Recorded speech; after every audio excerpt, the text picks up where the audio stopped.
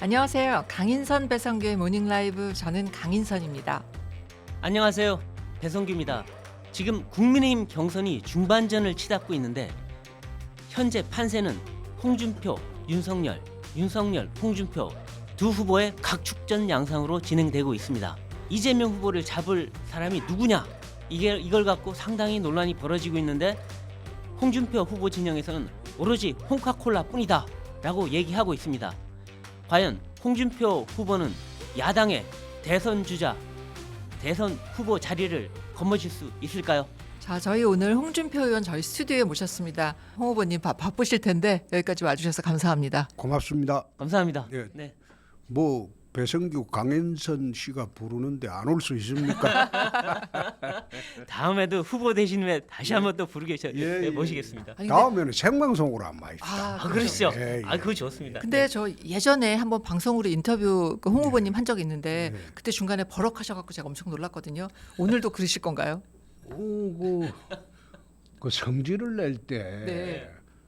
그걸 참으면 암이 생겨요. 그래서 나는 네. 뭐 성질 낼 때는 냅니다만은 오늘 세 번만 내시죠. 네. 아니 난 오늘은 성질 낼 일이 없을 것 같아요. 네. 요즘 전부 순조롭게 돼가니까. 아, 그렇죠. 맞습니다. 요즘 뭐 우길승천의 기세시죠. 예, 예. 네. 요즘 여론조사에서 뭐 그 여야 쪽에서 지지율 1위 다투는 후보들이 다 이제 여러 가지 논란에 휩싸여갖고 시끄러운데 네. 지금 뭐 홍 후보님께서 이제 이쪽 저쪽 다 공격하고 계신데, 자, 지금 문제가 뭘까요? 이 두 후보들의.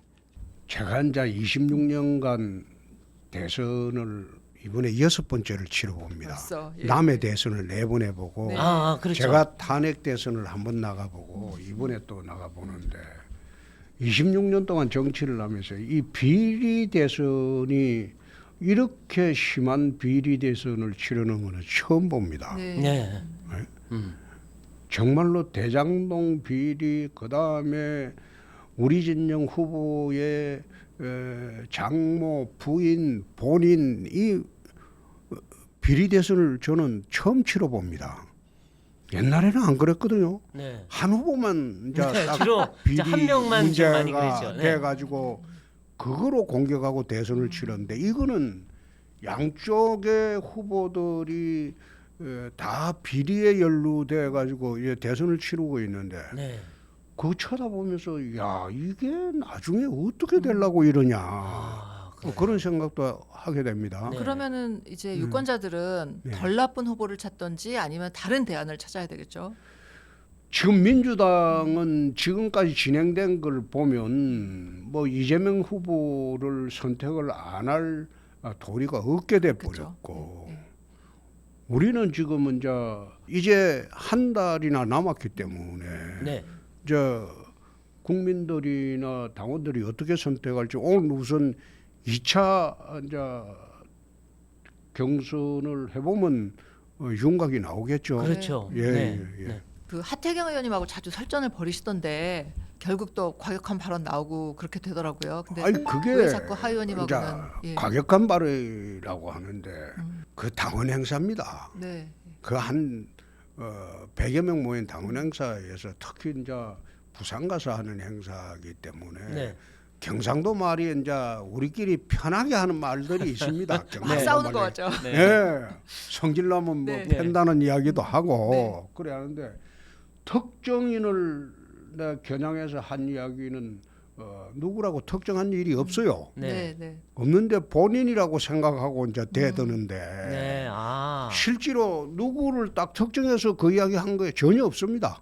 특정하진 않았다. 특정하지는 않은데 이제 마지막에 특정하기는 어떤 식으로 했냐면 이런저런 이야기하다가 곧 8강 토론이 이제 끝나고 4강이 되는데 네. 하태경 후보는 좀 떠나주세요. 도대체 4강 토론에 가면 이게 토론을 하는 게 아니고 네. 뒤집어 씌우고 또 이상한 말로 사람을 보여질라게 하고 이래 하니까 이 토론이 안 돼요. 토론이라는 게 대선 토론입니다. 응? 나라 경영을 두고 하는 토론을 아주 옛날에 사소한 일 한 거 그걸 전부 침소봉대하고 이야기를 하면 사실 TV 토론을 하다 보면 불과 이 공방전이 1, 2분밖에 안 돼요. 짧죠. 그렇죠. 말할 수 있는 시간 네. 할 말 짧으니까. 없이 끝나버리는 거예요. 네. 네. 일방적으로 이야기하고 한 5초 10초는 안 가두고 답변하라고 하니까 하지도 못하고 끝나버리는 거예요. 네. 그 듣는 사람들은 국민들은 그 말이 또 진짜인 줄 아, 믿는 사람도 예, 예, 있어요. 예, 예. 그러니까 아예 4강 갈 때는 정책 토론이 가능하도록 네, 그렇죠. 내가 이거 깨놓고 이야기를 했어요. 부산 가서 음. 딱 특정해서 한 거는 8강 못 올라오도록 좀 해주세요.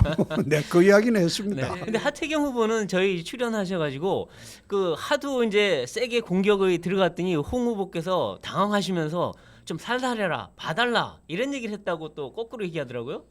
거꾸로가 아니고 네. 그럼 나 들어가기 전에 오늘 그 대강해라 그 이야기는 하죠. 아, 대강해라. 그게 아니, 말이 상대가 돼야 하지. 뭔가 이게 팩트를 갖고 덤비는 게 아니고 그래 하니까 그 짧은 시간에 어떻게 그 대답을 합니까? 근데 논쟁 말싸움에서는 최고 아니십니까 우리 후보님께서? 에이 그 당내 토론은 그래 할 수가 없어요. 아 상대방하고 당내 할 때? 토론은 이게 끝나면 원팀이 돼야 되는데 네. 그 원팀이 돼야 되는데 당내 토론은 상대방을 구석에 몰아붙이고 그렇게 할 수가 없어요. 네. 그거는 나중에 민주당의 이재명 후보하고 토론할 때 하는 거죠. 네. 아. 그러니까 강약을 조절하고 하고 싶은 말도 안 하고 그래 있다 보면 밖에서 이제 우리 당원들이나 국민들이 저 옛날하고 많이 달라졌다. 그러니까 그 점잖은 이야기를 홍준표 하는데 이렇게 보여요 지금. 아니 그걸 많이 달라졌다고 하는데 네. 당내 토론이라서 그렇습니다. 아 그렇다. 저는 그냥 인정사정 안 보시는 줄 알았어요. 어떤 경우에도. 에이 그건 아니죠. 네. 그거는 끝나고 난 뒤에 8명을 다 안고 가야 되기 때문에. 아 그래서 네, 그렇다. 아. 그러니까 나중에 1등을 하면 척진 사람이 없어야 되거든요. 원팀을 위해서 그러시는 거군요. 아니 근데 네. 저희 스튜디오에 오면 굉장히 공격적인 후보들 다 굉장히 훈훈해지시는 것 같아요. 아 근데 이 가끔 거친 말, 그래도 네. 막말 이런 말들이 나오시는데 그거는 버럭하시는 건 전략적인 겁니까? 아니면 정말 화가 나신 겁니까? 화가 난 거죠. 아 정말로? 아 그게 안 걸리시려고. 아까도 이야기했지만은 네. 가능하면 이야기 안 하려고 하는데 제가 사실 그 거친 말을 한다 이 파동을 휩쓸리게 된 것은 탄핵 대선 이후에 당 대표를 맡을 때 이야기입니다. 네. 그때 문 대통령 지지율이 80%가 넘었어요. 네. 80%가 넘고 그 당시에 언론이 기울어진 운동장이라고 노골적으로 했잖아요. 네. 그리고 우리 말을 들어주는 국민들도 없고 우리는 적폐 정당으로 몰려가 있을 때니까 그러니까 살아남기 위해서 악쓰고 막 심한 말하고 거친 말 할 수밖에 없었죠. 네, 네. 그렇게 해서라도 살아남아야 되겠다. 그렇게 해서 이제 살아남고 난 뒤에 지금은 그럴 필요가 없죠. 네. 당도 정상화됐고 네. 그렇죠. 지지율도 정권 지금 뭐. 교체 열망도 높아졌고 네. 그리고 이건 정상대선이니까 네. 정상대선에서는 꼭 그럴 필요가 없죠. 네. 그러니까 말도 골라서 하고 참기도 하고 네. 그래 하는데 달라지신 거죠. 하도 이제 억지 부리는 사람 만나면 참다가 한마디 나오죠. 아니 근데 이제 무야홍이라는 말도 그렇고 홍카콜라도 그렇고 자신의 성을 가지고 너무나 재미있게 조어를 많이 하시는데 이거는 뭔가 그것도 우연히 나온 거예요? 아니면 아유, 고민 끝에 하신 그거는 얘기예요? 네. 그 홍카콜라라는 거는 지난 그 탄핵 대선 때 우리 당직자가 만든 겁니다. 아 그렇군요. 당직자가? 그 네. 말을 아 예. 말씀하시는 게 뭐 탁 쏘고 네, 시원하게 네, 한다. 네. 예, 당직자가 만든 거고 아 그랬구나. 예. 그걸 이제 우리 유튜브로 새로 만들었던 거고 음. 그게 이제 1년 뒤에 그리고 무양홍이란 말은 저는 그 말이 한참 떠돌고 난 뒤에 아, 한참 있다 알았어요. 캠프에서 만든 게 아니라 아닙니다. 자연스럽게 만들어진 그게 거죠. 그죠? 2030 그 커뮤니티에서 만들기 시작한 거예요. 아. 2030의 인기가 결국 그런 커뮤니티에서 식으로. 이제 예. 만들기 시작해 가지고 무양홍이 또 뭐 돌돌홍 뭐 그리고 무대홍 무대홍까지. 예, 예. 이런 식으로 2030 커뮤니티에서 만들어 가지고 예. 저는 그거 만들고 난 뒤에 한참 있다가 어느 방송에 나가니까 방송에 MC분이 그 이야기를 하더라고. 그 말 들어봤냐? 네. 그게. 내가 어제 들어봤다. 네. 그러니까 우리 캠프에서는 그 만든 말이 아니에요. 근데 그렇게 2030이 그런 말까지 만들어가지고 이제 지지를 할 정도로 그 2030들 사이에서 홍 후보님이 인기가 있는 이유는 뭘까요? 정확히는 모르겠는데 네. 저는 거짓말은 안 하죠. 네. 네. 무슨 상황에 부딪히면 변명은 안 하고 인정할 거 인정해 버리죠. 네. 그리고 그 방향이 뚜렷하죠. 네. 방향이 뚜렷하죠. 말을 빙빙 돌리지도 않고. 그렇죠. 예. 맞습니다. 네. 그래 하니까 2030 세대가 아주 그 소신이 강한 세대예요. 네. 네. 자기 영역을 중시하고 그렇죠. 영역 침범하면 자기들이 용서 안 하고. 네. 그러니까 그 캐릭터하고 이제 닮은 캐릭터가 우연히 제가 되어 버렸죠. 제가 되어 버렸는데 그걸 이제 홍카콜라를 지난 한 4년 동안 하면서 네. 전국을 돌아다니면서 2030 세대와 소통을 참 많이 했습니다. 그러셨구나. 네. 소통을 많이 하고 그게 이제 쌓이고 이래서 2030 세대들이 이제 우선 저한테 오는 것 같고 네. 두 번째 2030 세대들이 꿈과 희망을 잃어버린 세대가 돼버렸어요. 네. 우선 일자리 없죠. 그렇죠. 네. 꿈이 없잖아요. 네. 집도 없고. 그다음에 집을 살려고 하니까 이제 집도 못 사게 됐죠. 그렇죠. 집값 너무 올려버려 갖고 이 정도가. 그러니까 이게 결혼을 하려고 해도 집이 있어야 되는데 네. 집값은 폭등하고 그러니까 꿈과 희망이 없는 세대인데 제가 내세운 정책 중에서 2030 세대 정책이 꽤 많습니다. 네. 이대로만 시행된다면 자기들이 대한민국에서 꿈과 희망이 있다고 보기 때문에 저한테 이제 지지를 보내는 거죠. 네. 근데 이제 최근에 지지율 조사를 보면은 범야권 후보 지지도에서는 우리 홍 후보님이 1등으로 올라가셨어요. 그런데 이 국민의힘 지지층에서는 아직도 좀 윤석열 그렇죠. 후보가 조금 앞서요. 근데 예. 이걸 보고 이제 역선택이다 여기고 있었는데 어떻게 보십니까? 그게 이제 딱 단적인 예를 하나만 이야기를 할게요. 최근에 데일리한 여론조사에서 네. 호남에서 홍준표, 이재명이가 붙으면 지지율 조사를 했는데 네. 이재명 지사가 59.1% 나왔어요. 네. 홍준표가 27.5% 나왔어요. 네. 어휴. 그 역선택입니까? 그건 아니죠. 양자 대결에서는 역선택이 없죠. 에이, 그렇지 않죠. 네. 그리고 호남에서 왜 뜨느냐? 네. 역선택이 아니고 네. 제 처가가 전라북도 부안입니다. 호남의 4위신 건. 호남 사입니다. 예, 예. 네, 그러네요. 옛날에 그 안철수 후보가 부산 사람인데 부인이 순천 사람이라고 해서 그렇죠. 국민의당에 표를 몰아준 일이 있어요. 맞아요. 네. 그때 싹쓸이 했어요. 네. 그래 했잖아요. 네. 그거하고 다르지 않을 겁니다. 그렇게 보시는군요. 예, 예. 그리고 두 번째 호남에서 20대 남자를 기준으로 하면 지난주에 여론조사는 보면 제가 40%가 넘어요. 와, 네. 예. 이재명 지사가 23%배 안 돼요. 아. 네? 아주 그래서 특이한 왜 현상이네요. 그런 현상이 네. 일어나느냐. 네. 광주 가면 91년도부터 92년 8월까지 1년 6개월 동안 조직폭력 수사를 한 일이 있어요. 네. 네.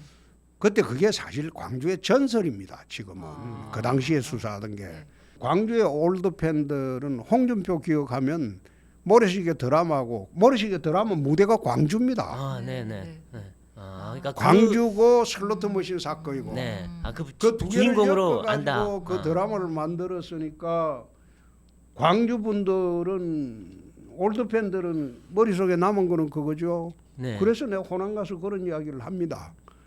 국민의힘은 싫을 것이다. 네. 근데 홍준표를 싫어할 이유가 없지 않느냐. 확실하게 호남에서 그럼 사유로 인정받고 계신 거네요. 그렇죠.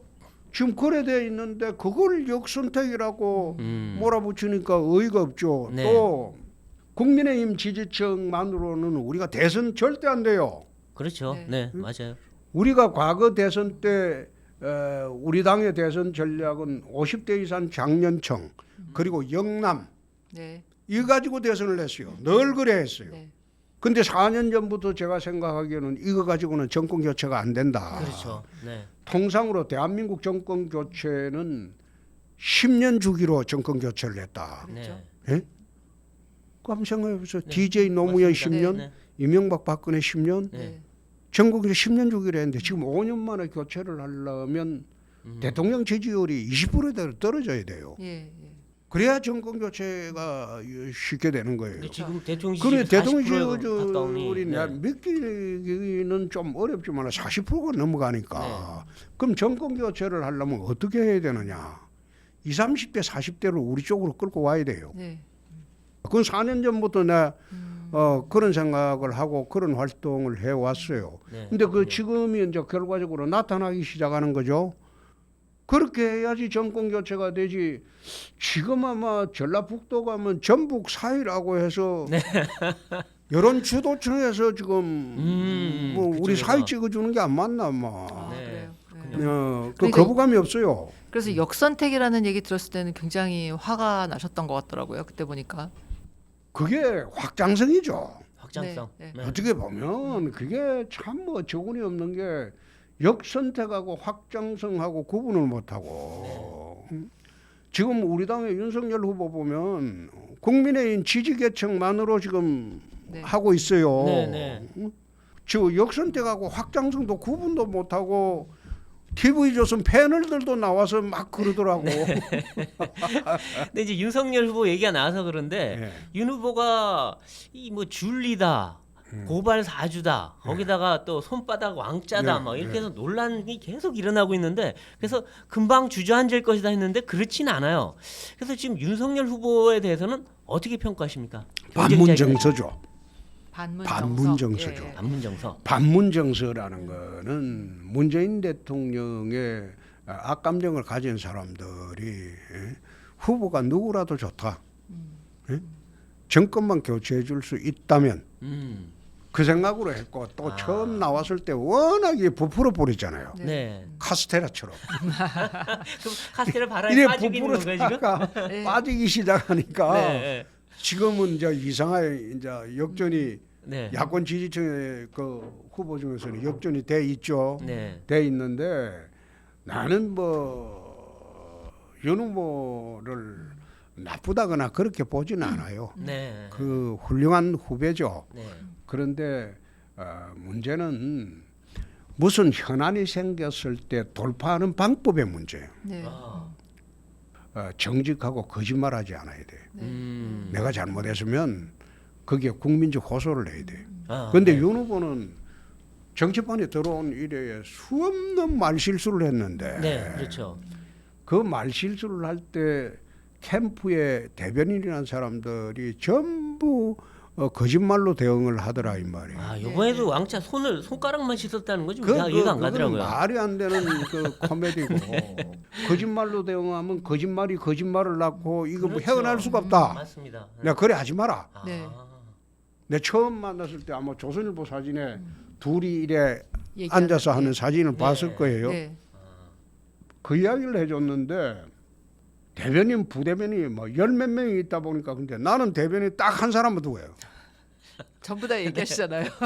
여명 대변인이 안 대변인 필요하시잖아요. 직접 다 말씀하시잖아요. 예. 여명 대변인하고 네. 밖으로 나갈 때는 내 성남을 바꿔 하거라. 네. 밖으로 메시지 나갈 때는 네. 문장을 보내라. 음. 내가 읽어보고 잘못되면 아, 고쳐주고 네. 그래 하는데 그래야지 메시지가 통일이 돼요. 네. 그 윤석열 후보처럼 뭐 열 몇 명 데리고 있으면 그렇죠. 자기들이 중구난방 대응을 하거든요. 그것도 네. 그렇습니다. 그러니까 그러면 엇갈리죠. 예를 들어서 손바닥 왕자 같은 이 사건이 홍 후보님한테 일어났다면 어떻게 대응하시겠어요? 나는 그러지를 않지. 그러니까 물론 아니겠죠. 아니긴데 그러니까 그런 사건이 났을 때뭐 아니, 제 같으면 여러 가지 그래 변명을 하겠어요. 하잖아요. 예. 내가 정치를 처음 시작하다 보니까 네. TV 토론이 사실 겁난다. 네. 저 말빨 센 사람들도 있는데 네. 그래서 하도 내가 참 두렵고 겁이 나서 내가 그 한번 누가 왕자서가 나가면 마음이 안정된다고 하더라. 아. 그래서 내가 그래 봤다. 예, 예. 그렇죠. 다시 안 저희는 그러겠다. 맞아요. 맞아요. 그래 대응을 하는 게 맞죠. 그렇죠. 뭔가 자꾸- 호소를 하는 거죠. 네. 그렇죠. 네, 솔직하게. 예, 자꾸 할머니 얘기하고 이상하게 가니까 납득이 잘 안 가요. 앞으로 그러지 마세요. 그건 앞으로 그러지 마세요. 이제 사람은 보니까 진솔한 것 같아요. 네. 근데 이게 정치판에 처음 들어오니까 이제 공격이 들어오니까 당황을 하죠. 그럼요. 네. 예. 당황을 하죠. 그 우리쯤 되면 이제 공격 들어오면 어떻게 이제 대처를 해야 되겠다 계산이 서고 생각이 정리가 되는데 지금 갑자기 들어오면 생각이 정리가 안 되죠. 근데 지금 이제 뭐 이 윤석열 후보 얘기했는데 이재명 후보 이쪽은 더 심각한데 지금 대장동 비리 나오고 있는데 본인이 다 설계했다. 본인의 최대 치적이다 해놓고 비리가 터지니까 이제 나는 몰랐다. 측근도 아니다. 이러고 있는데 이게 뭡니까 도대체 이분은? 그거는 양아치나 하는 짓이지. 내 양아치라고 예. 오늘 처음 하는 게 아니고 네. 지난 3월에도 한번 했어요. 네, 네, 그 양아치가 하는 짓이다. 예. 무상년에 무상년에요? 무상년에? 돌파하는 맞아요, 방법도 맞아요. 네. 그건 양아치 같이 돌파한다. 그리고 자기 형수 욕설한 것도 그 돌파하는 방법이 양아치 같다. 네. 내가 그런 이야기를 했는데 지난 3월에 했어요. 아마 이재명 후보는 대장동 비리 사건을 97년도 DJ 비자금 사건을 빗대서 생각을 하는 것 같아요. 아 그냥 넘어갈 것이다. 그렇습니다. 묻을 것이다. 그러니까 자기가 후보되면 검찰에서 수사 중단할 것이다. 중단할 것이다. 예, 예, 아. 97년도 수사 중단했잖아요. 예. 네, 그렇죠. 근데 이번에도 그렇게 생각하는 분들이 많아요. 이 정부 검찰이 지금 뭐 거의 그 햇볕 해바라기처럼 정권만 바라보니까. 근데 네. 이번에는 조금 검찰이 처신하기가 어려운 게 네. 만약 제가 돼 버리면 어. 검찰 조직 그냥 안 놔둡니다. 그렇겠죠. 그렇죠. 네. 제가 검찰 조직의 생리를 제가 모르겠어요. 음. 누구보다도 잘 아는데 네. 검찰 조직 자기 조직들이 조직 전체에 위기가 올 거예요. 음. 예? 그 만약 사건을 아마 은폐한다 그러면 함부로 못 할 거예요. 네. DJ 비자금 사건은 피해자가 없었어요. 돈을 준 사람은 DJ가 좋아서 줬구나. 그렇죠. 자기 아. 공천 받으려고 줬구나. 그렇죠. 그런 국민적 사람들이라서 피해는 없죠. 네. 피해자가 없는 사건이에요. 네. 그래서 무마가 될 수 있었어. 네. 근데 이 사건은 피해자가 너무 많아요. 그렇죠. 어? 그 지역에 원주민도 예. 피해자고 입주민도 피해자고 거리에 성남 시민들이 또 다 피해자가 돼 버렸어요. 그 피해자들이 가만히 있겠습니까? 아 그렇죠. 그래서 그거는 DJ 비자금 사건은 틀려요. 네. 그리고 이건 국민적으로 부동산 개발 이익을 누구한테 몰아줬다 그러면 국민 정서가 지금 납득을 못해요. 지금 자기가 이야기하는 것은 공공으로 5천 몇백억을 환수했던 거 천만에. 그렇죠. 그거 어느 개발 장소든 간에 기부 체납을 받습니다. 그렇죠. 예? 도로, 공원, 공원. 학교. 그렇죠. 그지? 근데 그걸 다 모아갖고 공공으로 했다고. 그러니까요. 그 민간이 해도 다 하는 아니 거예요. 그 민간으로부터 기부 체납을 받아요. 그렇죠. 그럼요. 예, 예. 기부 체납을 받는 걸 공공 환수했다고 그런 식으로 국민들이 모른다고 이제 자기가 떠들고 있는데 아, 지금 그 본성하면 다 깨질 거예요. 공공환수한 건 1,800억으로 아예 제한을 해버려서 더 못 받게. 에이, 그게 공공도 그렇잖아요. 네. 그 1%도 안 되는 그 그러니까요. 이익을 주려고 공공 환수액도 제한해 버렸잖아요. 그러니까요. 그러니까 그런 걸 두고 나 면후심흑이라고 그랬는데 심 얼굴은 두껍고 마음은 시커멓다. 후흑이라 그러죠. 그 줄여서 후흑이죠. 네. 중국의 제왕학이죠. 네. 중국의 제왕이 되려면 얼굴은 두껍고 그 다음에 마음은 시커매야 돼. 아 그럼 이재명 그런데 후보가 그거는 중국의 제왕 봉건주의 시대 네, 이야기고 네. 한국 지금 현대 한국은 아니다 아니 이거죠. 현대에서는 그거 안 되죠. 아 그럼 이재명 후보는 그 봉건 시대 중국으로 가셔야 되겠네요. 아니 근데 홍 후보, 타임머신 타고 가든지 뭐. 네, 홍 후보가 보시기에 지금 이재명 지사가 이 대장동 비리 사건 관련해서 가장 아픈 포인트가 어디일 거라고 생각하세요? 내가 어제 윤석열 후보한테 내가 물어봤어요. 네. 검찰총장을 지내신 분이니까 왜 이재명 후보가 관리 책임이라고 했을 때 법적 책임이라고 하셨나 네. 물어보니까 윤석열 후보가 우선 상하 관계에 있고 아 그렇죠. 그다음에 결제 관계에 있다. 그렇죠. 네. 그래서 이거는 법적 책임을 안 질 수가 없다. A입니다. 예. 최소한. 그 이야기를 하길래 그럼 고발 사주 사건은 어떻게 되냐? 손준성 검사하고 상하 관계 있지 않느냐? 결제 관계 있지 않느냐? 네. 그거는 그럼 나중에 손준성이가 구속이 되면 윤 후보 어떻게 할래? 네. 이러면 보니까 그거는 자기가 시킨 것도 아니고 뭐 그런 식으로 말씀하시더라고. 그럼 이재명이 자기가 시켰다고 하겠냐? 네. 근데 이재명한테 법적 책임 묻고 윤 후보는 고발 사주 사건에 구속되면 법적 책임 안 질래? 그러니까 안 지겠다는 거예요. 도의적 책임만 지겠다. 이재명으로 가시다가 네, 스프링 쿠션으로 또 윤석열로 갔네요.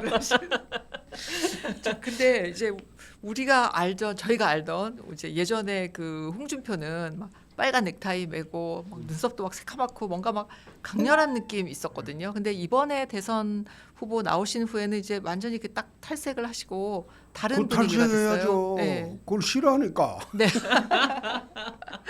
국민들이 대중이 싫어하니까. 네. 야, 그러니까 그때는 왜 그랬나? 그때 왜 아까도 했어요? 예. 아까도 하도 당이 괴멸되고 네. 지지율이 4%배 안 되고 저쪽에서는 적폐 청산한다고 자고 일어나면 우리를 불러갖고 감옥 가다고 네. 가다는 사람들이 다 정치적인 이유예요. 그렇죠. 네. 직권 남용 뭐 이거는 큰 정치적인 사건이거든. 그런 식으로 하는 판에 살려고 몸부림치다 보니까 막말도 해야 되고 네. 악도 써야 되고 그리고 어떻게 보면 강렬하게 대들어야 되고 그래야 되는데 지금은 다르죠. 지금은 그래 할 필요가 없죠.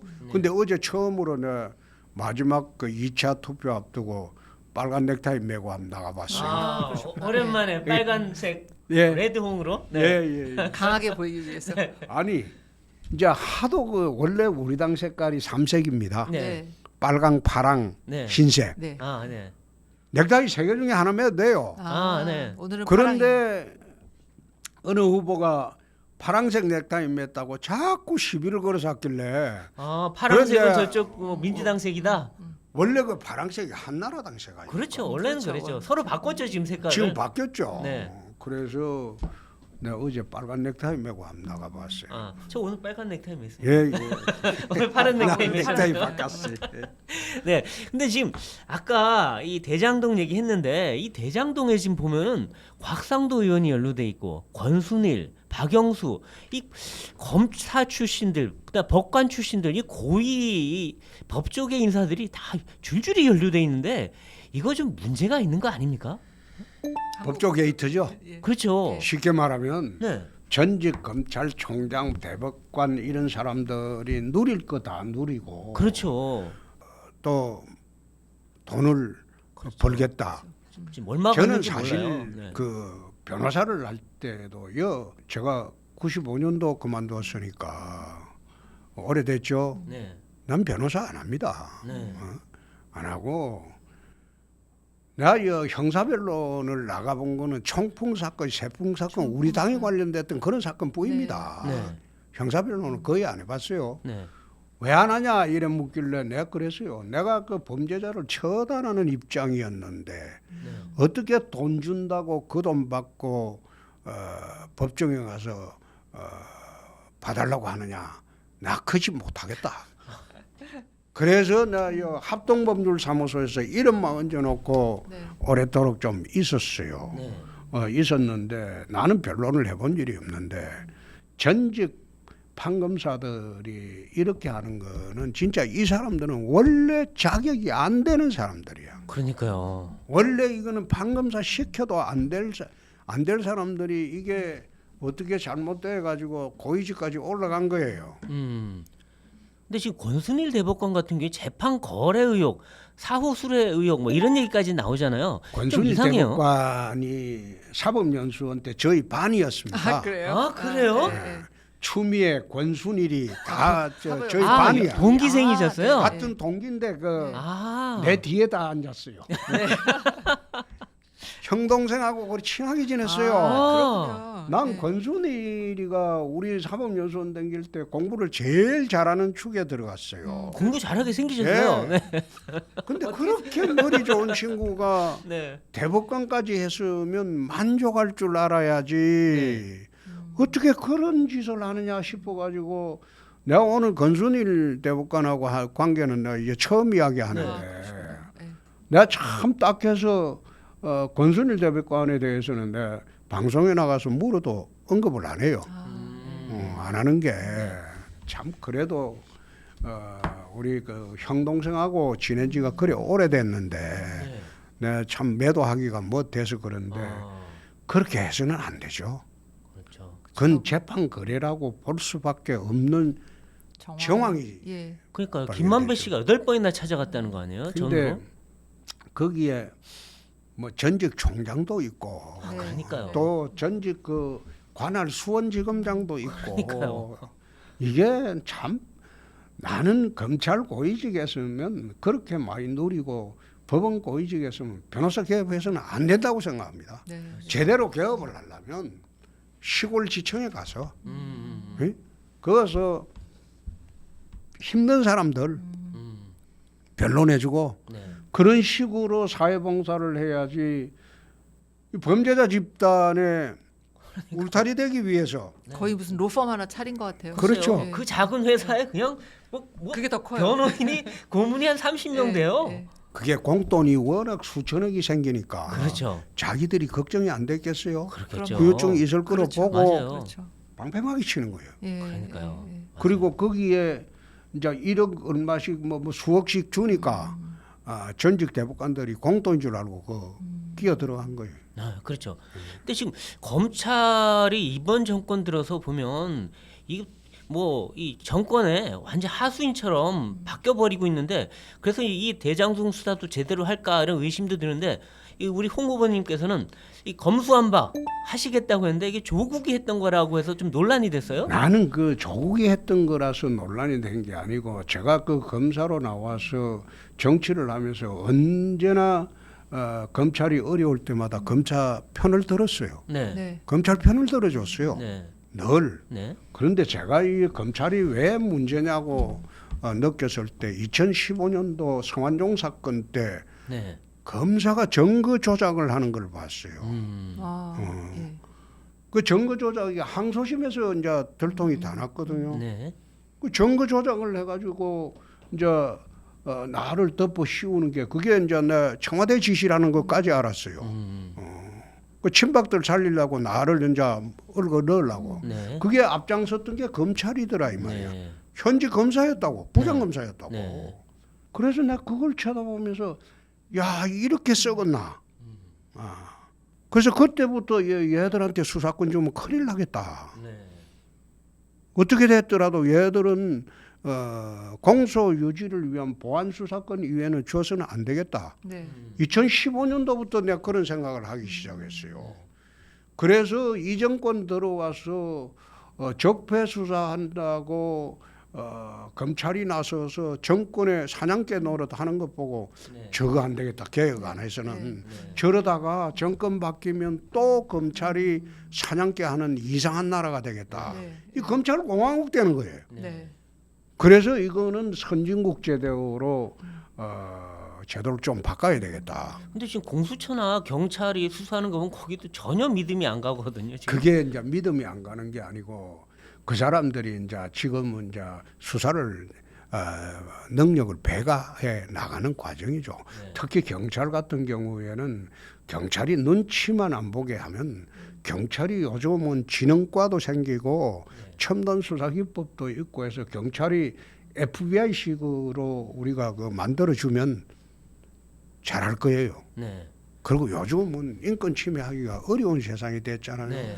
곳곳에 CCTV가 있고 경찰청 내에서도 곳곳에 CCTV가 다 있는 판에 어떻게 그 인권 침해를 할 수가 있겠습니까? 네. 네. 그래서 옛날의 경찰하고 지금은 많이 달라졌죠. 네. 그리고 이제 이 정책적으로 가보면 이 징병제에서 모병제로 바꿔야 된다 하셨는데 지금 뭐 일각에서는 또 지금 모병제로 잘못 가면 이 국방이 흔들린다 이런 얘기도 하는데 이게 혹시 2030을 겨냥한 거냐 이런 얘기도 있어요. 왜 이렇게 모병제를 그런 식으로 말씀하십니까? 오해를 하는데 네. 제가 이제 4년 전부터 대선을 준비하면서 국방제도를 이제 연구를 하면서 한번 전부 검토를 해봤어요. 지금 우리나라는 징병제로 가고 있지만 세계 징병제를 실시하는 나라가 31개국입니다. 네. 네. 나머지는 전부 모병제예요. 네. 중국이 2011년도부터 징병제 폐지를 했어요. 그런데 모병제로 하는데 중국이 모병제에 응모하는 게 8대 1이 넘어요. 아, 그렇군요. 그렇습니다. 그 다음에 대만이 중국과 가장 붙어 있는 안보 위기가 우리나라 이상으로 심각한 대만이 2018년도부터 징병제를 폐지했어요. 모병제로 넘어갔어요. 네. 그래서 제가 보니까 여성 징병제를 또 주장하는 사람도 있는데 이건 세계적인 추세하고는 역행하는 겁니다. 응? 그래서 20대로부터 20대 이 사람들을 징병의 그 멍에로부터 풀어주자. 그럼 모병제로 가면 어떻게 하면 되겠느냐? 북한에 특수 발군단이 지금 수십만이 있습니다. 네. 이 특수부대가 네. 일당 배가는 네. 이게 유사시에 전부 후방에 다 떨어집니다. 네. 우리가 지난번에 공비가 수십 명 내려왔을 때 대한민국 국군들이 다 동원되다시피 했어요. 네. 그런데 이 사람을 대적하려면 네. 그 일당 배가는 그런 군인들입니다. 그래서 내 해병특전사령부를 만든다. 예. 해병대하고 특전사를 합친다. 네. 각 군에 있는 특수부대는 전부 해병특수 만들고 한 10만 정도 만든다. 네. 그래서 우리도 유사시에 특수8군단에 대적할 수 있는 대적할 수 강군을 있도록. 만든다. 예, 그 예, 사람들은 이제 전부 기관병으로 뽑아야죠. 네. 네. 모병으로 해야죠. 그렇죠. 모병으로 해야죠. 모병으로 해야 되고 그 다음은 이제 징병제를 당장 폐기하기 어려우니까 순차적으로 이걸 지원병제로 이제 끌고 가는 거예요. 그게 사병들 중에서 상당수를 지원병제로 해가지고 지원병을 겨치는 사람은 사회에 나갈 때 제대하고 나갈 때 가산점을 주고 혜택을 주는 그리고 것이죠. 취업하는데 도움이 되게 하고 네. 이런 식으로 이제 모병제하고 지원병제하고 섞어 가다가 네. 경찰과 미국이 약간 모병제로 그런 게 이제 있더라고요. 전환을 하는데 네. 지금은 저는 저 뭐 60만 대군 그 이야기를 하는데 지금은 머릿수로 전쟁하는 시대가 아닙니다. 그렇죠. 네? 네. 전자전이에요. 네. 미사일이나 모든 것으로 초토화를 시켜놓고 탱크 부대나 군인들이 진주할 때는 안정화 부대라고 해요. 예.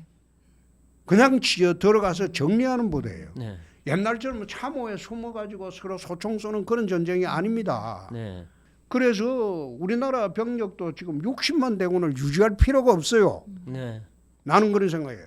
전문화된 병사들이 필요해요. 각 분야의 뭐 무기 전문 병사들 대거 들어오게 하고 그리고 전투병도 특수 8군단처럼 그런 일당 배가는 전투병으로 만들면 된다. 네. 거기에 이제 재원을 어디에서 염출하느냐. 네.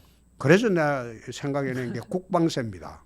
국방세. 국방세. 아, 세금 늘리면 안 세금 좋아하는데 내야 또. 돼요. 아니요. 되나요? 좋아하고 안 좋아하고 젊은이들이 20세가 넘으면 국방세를 내자.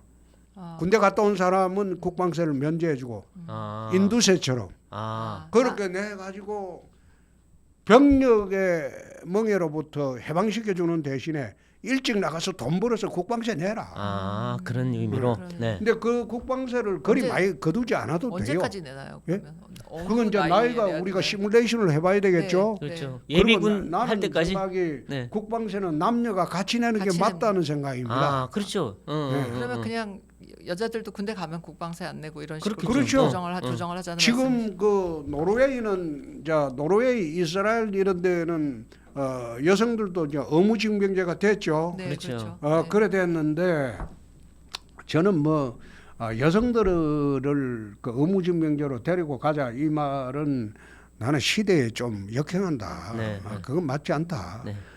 그래서 지금은 전자전 시대이기 때문에 그거에 네. 맞게 그 그렇죠. 여성 얘기 하셨으니까 그런 건데 사실 그 우리 홍 후보님은 약간 마초 스타일이고 그래서 어떤 때는 뭐 버럭도 잘하시고 약간 좀 무례하고 좀 거치고 그런 이미지가 좀 있으시잖아요. 그렇죠. 그래서 이제 그 여성들이 좀 약간 불편해하는 음. 그런 사람들이 많은데 그거는 뭐 이미지도 문제지만 결국은 정책으로 뭔가 그 여성 중도층을 잡아야 할 텐데 어떤 대안을 갖고 계세요? 그게 이제 여성 문제의 가장 큰 게 이제 육아 문제하고 경력 단절 네. 문제하고 그 다음에 이제 주택 문제도 있죠. 그런 것을 좀 편안하게 해줄 수 있으면 가정 생활을 누리는데 좋을 거기 때문에 그런 문제에 저희들이 집중해서 하고 있고 네. 저는 이제 페미니즘 문제를 네. 자꾸 한국 사회에서 문재인 정권 들어와서 이야기를 하는데 나는 이게 적절하지가 않다. 적절하지가 어떤 않다. 곳에서? 예, 그럼. 지금은 페미니즘을 논할 때가 아니고 페밀리즘을 논할 때다. 페밀리즘, 가족. 그렇습니다. 페미니즘하고 페밀리즘은 어떤 관계인가요? 아이고 다르죠. 네. 지금 페미니즘을 이야기할 때는 여성이 사회적 차별을 극도로 받는다는 걸 전제로 하고 그렇죠. 페미니즘이라는 게 네. 나왔는데 곳곳에서 여성 할당제가 강제 할당제가 시행이 되니까 이것도 지금 역차별 문제가 생겼어요. 그래서 그렇게 하지 말자. 예를 들어서 저희들이 사법연수원 다닐 때 지금 뭐 한 40년 됐죠. 그때는 여판사가 굉장히 귀했어요. 그렇죠. 거의 없었죠. 네. 거의 예, 없었죠. 예, 예. 네. 그러니까 여판사들 중에서 어떤 분은 성적이 안 돼도 판사 임용이 되게 그래 한 경우도 있었어요. 매우 드물게 예. 그랬겠죠. 그런데 그러고 난 뒤에 지금 사법시험뿐만 아니라 여성들이 얼마나 지금 약진을 했는가 하면 사법시험 합격자의 마지막에는 거의 절반이 여성이었어요. 그렇죠. 맞아요. 수석도 그렇죠. 여성이었고. 네, 맞습니다. 네. 지금 사회가 남녀 차별하는 시대가 아니고 오히려 2030 남자들이 분노하는 시대가 돼버렸어요. 네. 그래서 이렇게 하지 말고 가족 공동체로 좀 나가자. 어떻게 사람이 사는데 출발점이 가족의 중요성이 제일 크지 않느냐. 그리고 페미니즘이 아니고 휴머니즘으로 가자. 네. 남녀가 동등한 시대가 됐다. 네. 시대가 됐기 때문에 오히려 역차별 받는다는 그런 그 느낌을 받도록 하는 것을 젠더 갈등을 지금은 좀 줄이는 게 맞다. 2030 그 여성들하고도 많이 소통을 좀 해보셔야 될 것 같아요. 지금 예, 요즘 그 지방 순회를 하고 있는데 네. 2030 그 여성분들이 셀카 찍자고 오는 사람이 굉장히 많아요. 그래요? 아니, 그렇긴 할 텐데 지금 일어나는 사실 그 이제 그 역차별이라고 느끼는 현상들은 사실 어떤 산으로 치면 산 기슭 아래서 일어나는 일이고 아직 그 위로 올라가면 여전히 여성들에게는 춥고 어려운 나라죠 우리나라는. 예. 저는 그렇게 생각 안 해요. 저는 그렇게 생각해요. 지금 아시아 최초로 여성 대통령도 탄생시킨 네, 나라가 네, 우리입니다. 네, 네. 강인선 그 선생만 하더라도 뭐 옛날하고는 비교가 안 되게 지금 조선일보에서 굳건하게 자리 지키고 아이. 있잖아요. 그건 하여튼 저희가 이제 그것도 다시 한번 세션을 만들어가지고 네, 네, 한 번 더 모시고 이제 얘기를 해야 이 되겠습니다. 국민들이 이제 예. 가장 좀 지금 답답해하는 게 부동산 문제예요. 그러니까 그 부분은 반드시 짚고 넘어가야 될 것 같은데 홍준표가 되면 이 부동산 문제 어떻게 해결하겠다 공약을 다시 한번 말씀해 주시죠. 제일 중요한 게 이제 쿼터 아파트라고 제가 이제 내세우고 네, 쿼터 아파트. 예. 네, 4분의 1 가격. 4분의 1 아파트라고 했는데 원래 2009년도에 반값 아파트 법안을 국회에서 통과시킨 그렇죠. 일이 있습니다. 네. 근데 그게 2015년도 제가 경남지사로 갔을 때 네. 여야 합의로 폐기를 해버렸어요. 그렇죠. 아하. 없었죠. 근데 나는 그 건설업자 로비로 봅니다. 그런데 네. 싱가포르 가면 네. 싱가포르가 이제 경상남도만 해요. 건국 당시부터 토지를 좀 국유화를 선언을 합니다. 네. 작은 나라니까. 예? 예. 작은 나라니까. 그래서 싱가포르에는 아파트가 이제 두 종류를 갖고 있어요. 네. 말하자면 대지 임대부 아파트. 네. 땅은 국가가 갖고 네. 건물만 갖는 그렇죠. 그 다음에 완전 분양 아파트. 네.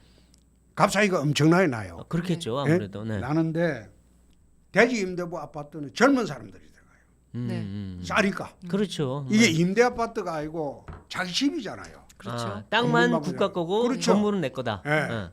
그 땅은 국가가 갖고 있어도 건물을 함부로 헐지 못해요. 네. 아, 그렇겠죠. 당연히. 법정지상권이 있기 때문에. 그렇죠. 네. 이 제도를 한번 도입해 보려고 이제 2009년도 했는데 그게 세곡동에 좀 도입을 했죠. 네. 도입을 하고 안양 가는데 거기 도입을 했다가 이제 그때는 실패를 했는데 지금 부동산 값이 천정부지로 올랐으니까 강북 재개발을 하자. 네. 강북 재개발을 할 때 용적률을 대폭 상향하자. 네. 네. 서울의 용적률은 평균 145%입니다. 네. 이 용적률을 1000%까지 상향하자. 그럼 너무 막 빽빽하게 올라가는 거 그렇지 아니에요? 않습니다. 뉴욕은 3,300%예요. 아, 그런가요? 아, 도쿄가 3,000%예요. 홍콩은 네, 홍콩은 더해요. 네 그럴 것 같아요. 네. 그래서 도심은 고밀도로 가야 된다. 그래야지 도심에 사는 사람들이 직장인들이 트래픽이 없어진다. 네. 출퇴근 거리가. 신도시에 살면 출근하는데 2시간, 퇴근하는데 3시간 어떻게 그렇죠. 지금 살 수 있느냐. 이런 건 잘못된 거다. 그럼 아까 말씀하신 토지 임대부 그다음에 토지 임대부를 어떻게 하는가 하면 재개발 지역에 그 구역 내의 사람들은 전부 이제 재개발이 시행이 되면 부동산을 전부 조합에 신탁을 합니다. 네. 소유권 신탁을 해요. 그렇죠. 그러고 난 뒤에 건물 지으면 자기가 이제 33평짜리 아파트를 하나 받겠다고 하면 자기 분양권을 딱 갖고 그렇죠. 있어요. 응? 재개발을 할 때 그렇게 하자는 거예요. 대폭 용적률을 상향을 하게 되면 그 거주하시는 분들은 완전 분양 아파트를 지어주고 나머지는 그 땅에 대지 임대부로 하자는 거예요. 네. 네. 그럼 그 땅의 주인은 공공 개발을 하는 이 사람들입니다. 그렇게 이 해서 사람들이고 쿼터로 떨어뜨릴 수 그래 있다. 하면 지금 그 아파트 한 평당 아주 좋은 아파트 짓는 것도 한 600만 원 돼요. 네. 그럼 평당 1,000만 원만 하면 건설업자 400만 원 가져가도 돼요. 그러면 33평이면 3억 3천이면 되죠. 네. 네. 네. 근데 지금 33평이 20억이 넘잖아요. 그럼요. 네. 그죠? 네. 서울에서. 그러면 4분의 1도 훨씬 안 되죠. 그렇게 해서 4분의 1 가격의 아파트를 공급하자. 그렇죠. 쿼터 아파트 그걸 갖다가 이제 로또다 이래 주장을 하시는데 환매 조건부로 하면 돼요. 네. 이 사람들이 살다가 나갈 때 민간에 파는 게 아니라 공공기관에 대파는 거예요. 아, 예, 그렇죠. 예. 네. 자기 살 집만 가지면 되지 집이 주거 개념이 돼야지 이걸 갖다가 투기 개념이나 그런 식으로 활용하지 말자는 거죠. 네. 그러니까 로또 아파트가 안 되는 거죠. 네. 자기가 그 사는데 내 집에 살기는 살지만은 이 집 가지고 돈 벌겠다는 생각은 없어지는 거죠. 네. 자, 이제 저희가 뭐 하도 할 얘기가 많긴 한데 그 중에 하나 이거 짚고 넘어가야 될 것 네. 같은데 노동 정책인데요. 네. 이제 강성 귀족 노조는 개혁을 해야 된다. 뭐 긴급 명령권을 발동해서라도 해야 된다고 말씀하셨는데 어떻게 하시자는 건지. 예. 그게 이제 지난 대선 때도 내가 이야기를 했는데 심상정 후보가 어떻게 하려고는 다구칠 때 내가 지난 대선 때는 그런 이야기를 했어요. 예. 그 내 대통령이 되면 내가 한번 보여줄게. 그 이야기를 했는데 이번에 이제 대통령이 취하는 수단은 물론 강성 노조에 대해서 엄격한 법 집행을 하고 이거 다 해봐도 네. 안 될 때는 대통령 긴급 명령권이라도 행사해서 이거는 국회가 지금 막혀 있잖아요. 그렇죠. 예. 국회 막혀 있으니까 2016년도 올랑도 프랑스 대통령이 국회가 막혀 있으니까 긴급 명령권 행사해서 노동개혁을 해버렸어요. 네. 그런 극단적인 방법도 있다. 네. 네. 그런 각오로 개혁을 하겠다는 거다. 네. 그 뜻입니다. 근데 지금 이제 뭐 정책 얘기를 주로 했는데 아무래도 저희가 후보님 그 인간적인 면모 이런 것들을 좀 여쭤보고 싶긴 해요. 개인적인 얘기를. 그래서 이제 평소에 이 부인께 각시라고 부르고 해서 좀 봉건자인 거 아니냐. 뭐 마초 아니냐 이렇게 했는데 실제로는 부인께 부인 말씀을 굉장히 잘 들으신다고 설거지도 해주신다고 하는데 어떻습니까 부인하고? 말 잘 듣는 거하고 맞춰 하고 나는 각시란 말을 갖다가 네. 잘못 생각을 하고 있는 게 네. 원래 각시에 비교되는 말은 신랑입니다. 아, 네. 신랑 각시와 각시. 신랑이라고 네, 하잖아요. 신랑 그건 신부죠. 젊을 때 하는 이야기예요. 네. 나이 60 넘어서 각시라고 해주면 우리 집 사람 그리 좋아합니다. 아, 저 젊은 신부 그런 느낌이다. 그렇죠. 근데 정말 설거지 해주시고 말씀 잘 들으세요, 부인? 말을 잘 듣는다기보다도 저는 뭐 결혼하기 전에 우리 제 아내하고 약속을 한 게 있어요. 네, 두 가지. 네. 첫째가 밤 11시까지는 어떤 이유 있어도 들어온다. 반드시 귀가한다. 예, 예. 그건 잘 지키시는 거 알아요. 저희도 뵀기 때문에. 예. 근데 두 번째 네. 옆눈 팔지 않는다. 네? 한눈 팔지 않는다. 한눈 팔지 않는다. 뭐 쉽게 이야. 말하면 결혼할 때 이제 남의 살을 탐하지 않는다. 이런 이제 표현을 해. 이야, 이거. 그것만 지키면 네네. 제각 씨는 딴 거는 간섭 안 해요. 내가 그렇군요. 어떤 일을 하더라도 전혀 간섭을 안 해요. 지원해 네. 주시니까. 그렇습니다. 네. 그렇군요. 그리고 평소에 보면 기자들한테나 당직자들한테 반말을 많이 하셨어요. 그러니까 근데 요즘은 안 하신다 그러는데. 요즘은 안 하죠. 그 좀 달라졌어요. 사실 이 반말을 하는 게 네. 듣는 사람은 어떤 느낌을 가지시는지 모르지만 친근하지 않으면 반말을 하지 않아요. 그렇죠. 네. 그건 맞아요. 친근해서 하는 건데 그걸 요즘 2030 세대들이 싫어하더라고. 그렇죠. 그래서 내가 달라요. 반말을 안 하죠. 아. 요즘 대통령 한번 돼보려고 하니까 온갖 걸 조심을 합니다. 그렇군요. 그리고 옛날에 보면 지난 대선 때 워낙 세가 안 좋으니까 막 지방을 돌아다니시는데 보면 앞에 한 3-40명 앞두고 네. 유세도 하고 그러신 거 봤는데 그때 막 노래도 많이 막 하셨어요. 그게 노래를 할 수밖에 없었던 게 네. 우리가 모시던 대통령이 탄핵되고 구속되고 네. 당이 4% 빼야 한다고 망한 정당에서 나온 후보이기 때문에 무슨 말을 해도 메시지 전달이 그렇죠. 안 돼요. 되죠. 네. 부산에서 하는데 한 5만 명이 모였는데 네.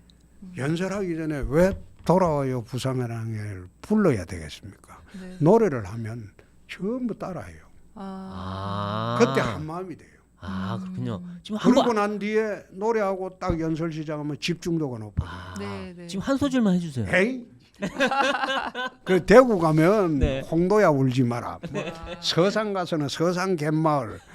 그 다음에 제천 가서는 울고 넘는 박달재. 네, 네. 뭐 온갖 그 지역과 관련되는 레퍼토리가 노래를 다양하시네요. 다 했죠. 18번이 한계가 아닌데. 아이고 18번이 아니고 제가 노래는 한 500곡은 알죠. 500곡이요?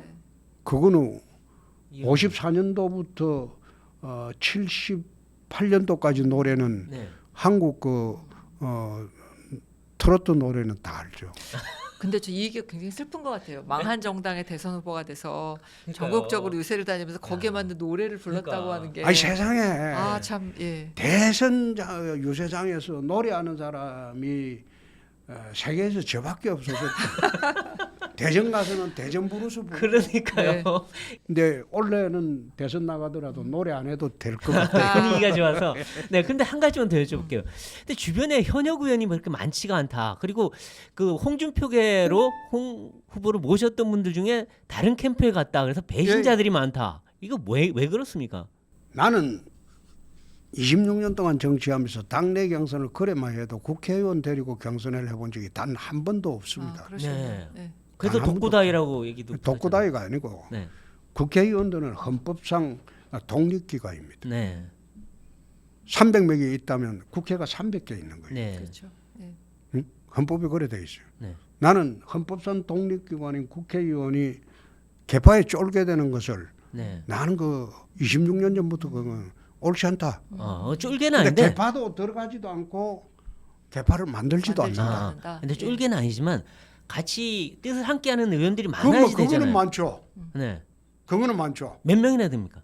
몇 명이 아니고 후보 되면 전원이고 물론 그렇죠, 그거야. 후보 되기 전에 네. 이야기인데 지금 왜 이제 국회의원들이 머릿속이 복잡하나 하면 네.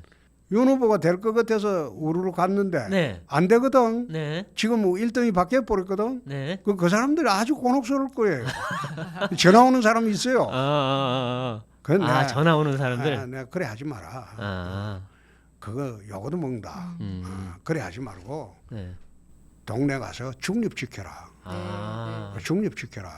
그게 국회의원이 나서서 네. 누구 찍으라고 하면 당원들이 싫어한다. 아, 중립시켜라. 근데 나중에 이제 후보 되시면 다 받아들이실 거죠? 그렇죠. 네. 자, 네. 마무리하겠습니다. 네. 배신자가 많다. 뭐 두 사람이 있기는 한데, 제 개인적으로 말씀 들었습니다. 아니 뭐두 사람이 있기는 한데 원래 그런 사람들이 있어. 아, 내가 원래 보니까. 예. 그게 내가 몰랐어. 여태. 알겠습니다. 자, 마무리하겠습니다. 이제 시청자분들에게 딱 한 문장으로 뭔가 강한 메시지를 전달을 해보도록 하겠습니다. 어떤 얘기 하시겠습니까? 꼭 정권을 찾아와서 대한민국을 정상화시키고 선진국 시대의 원년을 열도록 하겠습니다. 네. 간결합니다. 네. 네. 저희 오늘 홍준표 후보와 이야기를 나눠봤는데요. 사실 저는 뭔가 이렇게 아주 거칠고 격렬한 얘기가 오갈 거라고 생각했는데 의외로 마음 편하게 좀 이렇게 힘을 빼고 이 얘기 저 얘기 많이 해주셔서 맞아요. 오늘 네. 버럭 한 번도 안 하셨어요. 그러니까요. 예. 그렇게 일이 없어요. 네. 요즘. 네, 그래서 훨씬 더 이렇게 예. 저 뭔가 이렇게 메시지가 전달이 잘 된 것 같습니다. 네, 그러니까 강한 홍준표, 투사 홍준표만이 아니라 부드럽기도 하고 또 새로워진 홍카콜라 모습 보셨으리라 믿습니다. 오늘 홍준표 후보님 나와주셔서 감사합니다. 고맙습니다. 네, 저희는 다음 시간에 다시 찾아뵙겠습니다. 고맙습니다. 감사합니다.